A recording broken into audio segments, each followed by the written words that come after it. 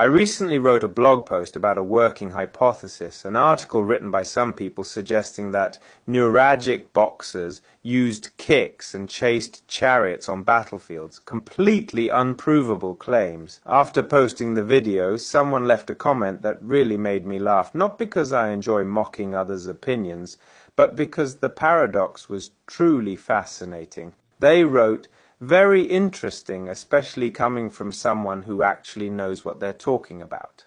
Once I spoke with a so-called scholar about how Nuragic archers supposedly used their bows as shields. According to him, archers would use their bows as shields against swords after running out of arrows.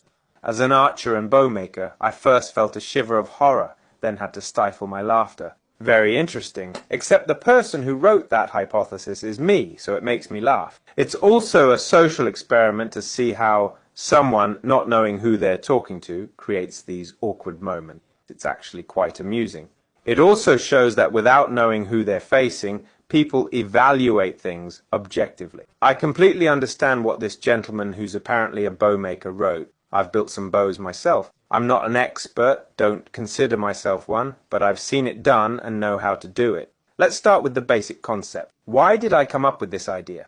This idea of Nuragic archers fighting in this particular way came from my experience with eskrima and martial arts. I applied the concept of using two sticks after seeing these arm protections on Nuragic archers and wondered, how is it possible they have a sword in the quiver group? Because they definitely have it, there's no doubt about that. It's not a propulsion device, as some have claimed. So I wondered, what sense does it make to keep it on the left arm when swords are used with the right hand? You knock and shoot with the right hand, so why would they need protection on the arm holding the bow? It made no sense to me. And that's where the whole hypothesis about the arm guard's function when releasing the bowstring comes into play. It's a pointless idea because the arm guard of Nuragic archers primarily protects the elbow. It frequently protects the elbow.